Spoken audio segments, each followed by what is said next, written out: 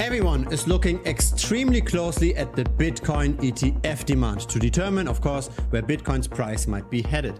But there is a factor that's way more important than the Bitcoin ETF demand, and that's the stablecoin market cap. Now, let's have a look at the numbers. Let's have a look at how much capital is flowing into crypto and where prices might potentially go from here. If we annualize the Bitcoin ETF demand of the last 14 days, then we actually see outflows out of the Bitcoin ETF. So traditional finance is not absorbing Bitcoin, but it's rather distributing Bitcoin. Minus 0.4% supply absorption. And that's then how this looks like over time. Most days recently, there are rather outflows than inflows. And of course, the major reason for that outflow is grayscale, right? The balance in the grayscale Bitcoin Trust is going down, while the balance for the other ETFs is going up. But look at the net of all of that. We started off with 619,000 Bitcoin in those instruments. Then this went up and the growth then stopped in the middle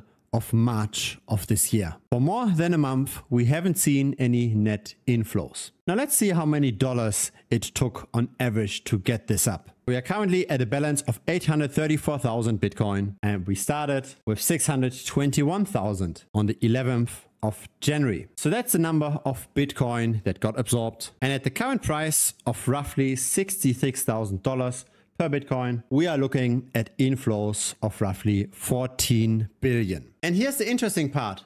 The inflows into the stable coins was actually exceeding those 14 billion. In other words, what happens is that retail investors are depositing their fiat currency into a centralized exchange. The centralized exchange then sends these fiat over to, for example, Tether. Tether then generates new tokens on the blockchain. We can measure those tokens. And so we can see if crypto currently is expanding or contracting. Have a look at this chart. This is various stable coins combined, and that went from 162 billion. It crashed down after the Terra Luna collapse to 115 billion. Since October of last year, we see an expansion of the stablecoin market cap again. When we just look at the stablecoin market caps from the 11th of January, so when the Bitcoin ETF was launched, the stablecoin market cap today, we're seeing an increase of 24 billion. So the inflows in the Bitcoin ETF contributed 14 billion.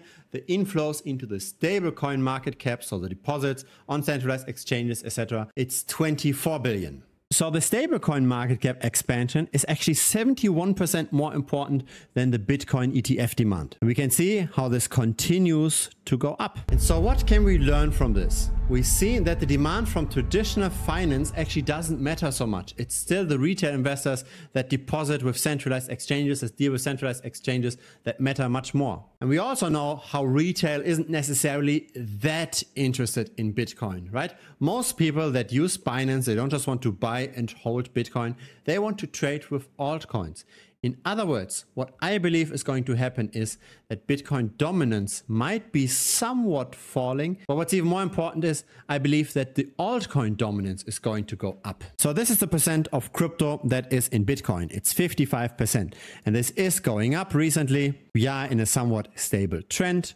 But who knows how long this trend can last? It really depends on whether or not the Bitcoin ETFs can pick up again. If they can't, maybe we see how this trend breaks. Here is the Ethereum dominance that's already coming down. And here is the others dominance. How much of all of crypto is in the smaller altcoins? And I believe this, because of all of that retail demand, is likely going to go up. We are still in a bull market, but I believe this bull market will be very much concentrated to a few outliers. The winner takes most, and it's not necessarily traditional finance that's helping us with the next leg up. The art is, of course, to find the right altcoins where most profit is concentrated. That's why we are tracking various influencers. So that's part of Premium. Feel free to check it out. It's thebitcointrade.com. We look at what are other smart people doing. For example, here we got Crypto God John today. He bought some BART token for 0.2 cents. Now BART is already at 0.28 cents. So this is how to make money in crypto. You do want to have a knowledge edge. You do want to know what the smart money is doing. You do want to know what all the influencers are buying before they promote this on YouTube. You don't just want to pick random coins that you see on Twitter. At that point in time, it's probably already too late. It makes way more sense to copy trade the people that have a very good history already. If it's your first time here, feel free to subscribe. I publish videos regularly. A like would be very much appreciated as well. It helps the channel grow. If your crypto portfolio isn't yet large enough to justify premium, there's also a free Telegram chat. Feel free to check it out. Link is down below.